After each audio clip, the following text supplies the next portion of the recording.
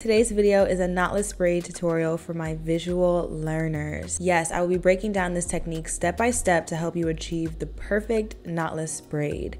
I will be using colored hair so you can clearly see how I'm adding the hair in and really slowing down my movement so you can get the hang of it.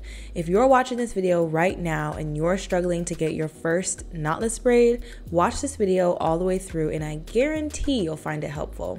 Let's get started. For my tools, I'm using IBH Essentials Precision Ruler Comb, and this is a great tool if you don't like eyeballing your parts and you want them to be very accurate. So first, you're going to want to make sure that your hair is separated. I'm using pink hair. I'm using this colored hair to make sure that you can clearly see how the hair is being added into the braid. So for my product, I'm using Shine and Jam, and I'm just applying it to all 4 sides of my square. Now, you're gonna take your comb and you're gonna part your square into 3 sections. I'm choosing to do a triangular pattern just to make it easier, but you can also do 3 even rectangles. But I find that the triangle kind of works a little bit better if you're a beginner. You can visually see how the braid is going to be set up. So you see I have 3 separate pieces. This is the best way to hold your hands for an underhand braid. Take your middle, ring, and pinky finger and use those 3 fingers to hold the hair firmly.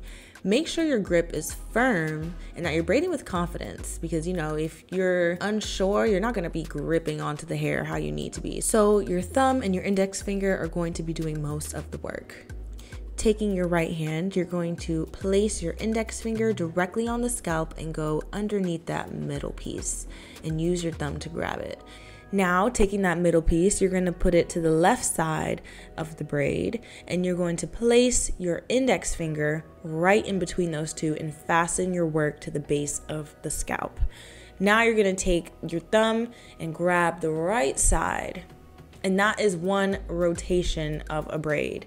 And now braiding is basically just patterns, y'all. So you're gonna do the same thing again. Use that index, grab the other side with your index and thumb, and do the same thing again with the other side. Place your index, grab it with your thumb, and you're gonna repeat this until your left hand is holding that hair and your right hand is free. Because now we're gonna add in the hair. Because your index and thumb are doing most of the work, you're going to put those 2 in between the loop of hair and grip the rest with those 3 fingers. Now you're gonna place that hair right between where you're already pinching in the braid. And you're gonna take the actual hair and place it right on top. Then you're gonna take your index finger, fasten the hair into place, and continue to braid. And like I said, because braiding is all about patterns, you're gonna do the same thing again, as many times as you want. And by that, I mean the more pieces of hair that you add, the bigger the braid.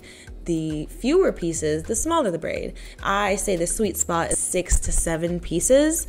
But it all depends on what size braid you want. I get that question all of the time. So just pick however many pieces you want to add and continue to add them. A tip that really helped me visualize how many pieces I need is just paying attention to how thick or thin your client or whoever's hair you're braiding is. If their hair is thinner, they might need more braiding hair pieces to make the braid the size that you're going for. If their hair is thicker, you can obviously use less, but you know, it just depends on whatever size braid you're going for. But you have to be mindful and use your braider's IQ to kind of just figure out, okay, how many pieces do I need to add? Is the braid getting too big? Is it too skimpy? Do I need to add more? Also, I am braiding down using this technique of using my middle finger to smooth out the back. And I find that this just makes my braid very tight, very neat all the way down. You can use other methods, but I just find this one to be the best for me. So I am just using my middle finger to smooth out the back. And now that you've got the gist, you want to braid all the way down till you have no more braiding hair left. Let's do it again. So we're gonna start off by parting the section into 3 pieces in a triangle, like I said, or you can do 3 rectangular pieces.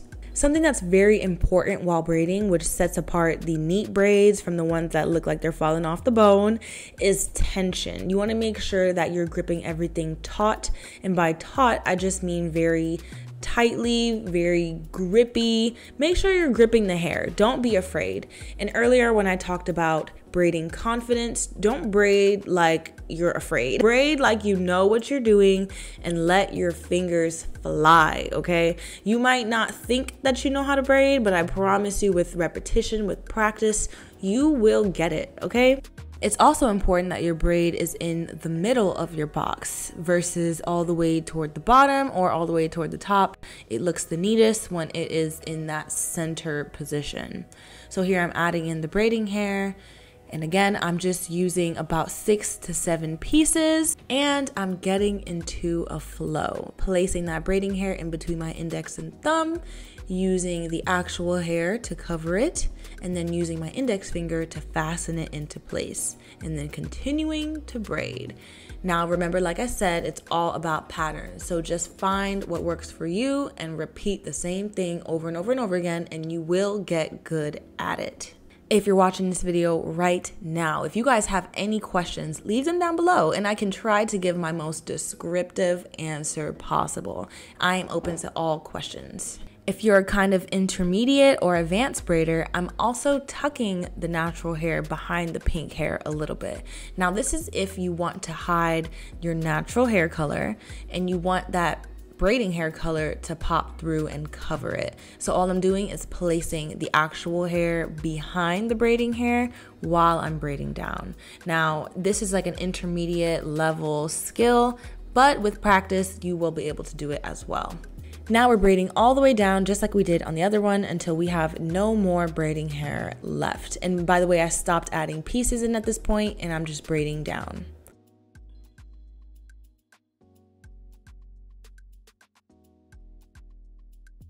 If you found this tutorial helpful, give this video a thumbs up and do not forget to subscribe to my channel to see more braiding, beauty, and DIY tutorials. Thank you guys so much for watching. And if you want to learn how to cornrow, watch this next video. See you there.